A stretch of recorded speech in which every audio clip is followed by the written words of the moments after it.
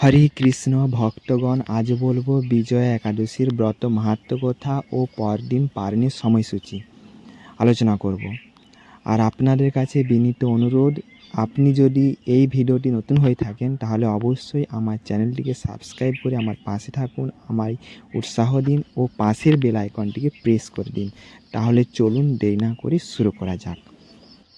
স্কন্দ পুরাণে এই একাদশী মাহাত্ম্য এইভাবে বর্ণিত রয়েছে।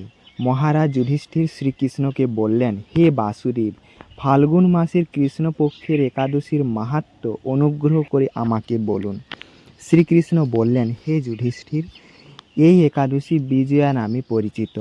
এই একাদশী সম্পর্কে একসময় দেবর্ষি নারদ স্বয়ম্ভু ব্রহ্মাকে জিজ্ঞাসা করেছিলেন। তিনি এই প্রসঙ্গে যা বলেছিলেন তা আমি এখন তোমাকে বলছি। এই পবিত্র পাপ বিনাশকারী ব্রত মানুষকে জয়দান করে বলে বিজয়া নামে প্রসিদ্ধ। পুরাকালে শ্রীরামচন্দ্র 14 বছরের জন্য বনে গিয়েছিলেন। সীতা ও লক্ষ্মণের সঙ্গে তিনি পঞ্চবটী বনে বাস করতেন। সেই সময় লঙ্কাপতি রাবণ দেবী সীতাকে হরণ করে।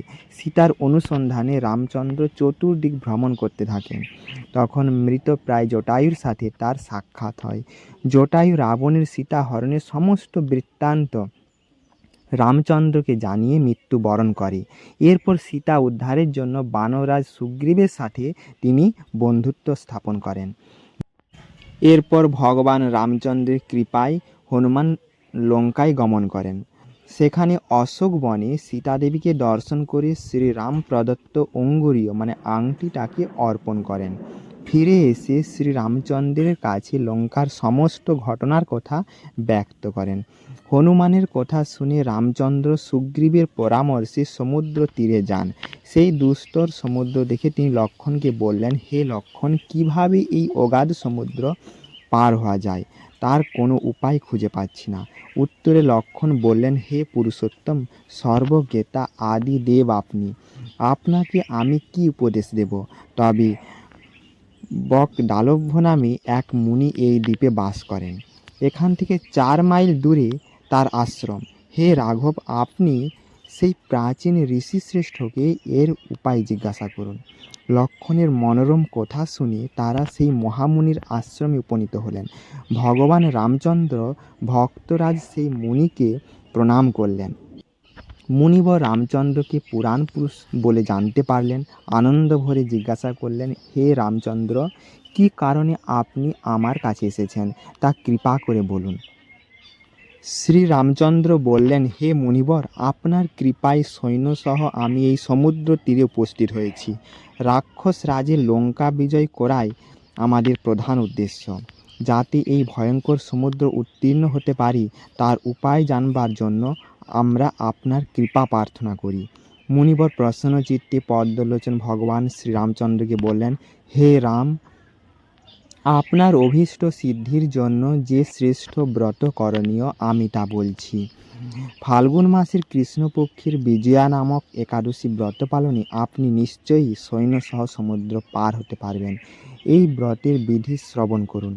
বিজয় লাভের জন্য দশমীর দিন সোনা, রূপা, তামা অথবা মাটির কলস সংগ্রহ করে তাতে জল ও আম পাতা দিয়ে সুগন্ধি চন্দনে সাজিয়ে তার উপর সোনার নারায়ণ মূর্তি স্থাপন করবেন। একাদশীর দিন যথাবিধি প্রাতঃস্নান করে কলসের গলায় মালা চন্দন পরিয়ে উপযুক্ত স্থানে নারকেল ও গুবাক দিয়ে পূজা করবেন। এরপর গন্ধ, পুষ্প, তুলসী, ধূপ, দীপ, নৈবেদ্য ইত্যাদি দিয়ে পরম ভক্তি সহকারে নারায়ণের পূজা করে হরি কথা কীর্তনে সমস্ত দিন যাপন করবেন। রাত্রি জাগরণ করে অখণ্ড ঘি প্রদীপ প্রজ্বলিত রাখবেন। দ্বাদশীর দিন সূর্যোদয়ের পর সেই কলস বিসর্জনের জন্য কোনো নদী, সরোবর বা জলাশয়ের কাছে গিয়ে বিধি অনুসারে পূজা নিবেদনের পর তা বিসর্জন দেবেন। তারপর ওই মূর্তি বেদজ্ঞ ব্রাহ্মণকে দান করবেন। এই ব্রত প্রভাবে নিশ্চয়ই আপনার বিজয় লাভ হবে। ব্রহ্মা বললেন, হে নারদ, ঋষির কথা মতো ব্রত অনুষ্ঠানের ফলে তিনি বিজয়ী হয়েছিলেন। সীতা প্রাপ্তি, লঙ্কা জয়, রাবণ বধের মাধ্যমে শ্রীরামচন্দ্র অতুল কীর্তি লাভ করেছিলেন। তাই যথাবিধি যে মানুষ এই ব্রত পালন করবেন তাদের এ জগতে জয়লাভ এবং পরজগতে অক্ষয় সুখ সুনিশ্চিত জানবে। হে যুধিষ্ঠির, এই কারণে এই বিজয় একাদশী ব্রত পালন অবশ্য কর্তব্য। এই ব্রত কথার শ্রবণ কীর্তন মাত্রেই বাজপেয় যজ্ঞের ফল লাভ হয়। ইতি বিজয় একাদশীর ব্রত মাহাত্ম্য কথা সমাপ্ত। পশ্চিমবঙ্গে এই একাদশী ব্রত পালন করতে হবে 24 ফেব্রুয়ারি ও পরদিন পালনের সময় সকাল 6টা 4 থেকে সকাল 9টা 53-র মধ্যে। বাংলাদেশে এই ব্রত পালন করতে হবে 24 ফেব্রুয়ারি ও পরদিন পালনের সময় 6টা 31 থেকে সকাল 10টা 9-এর মধ্যে।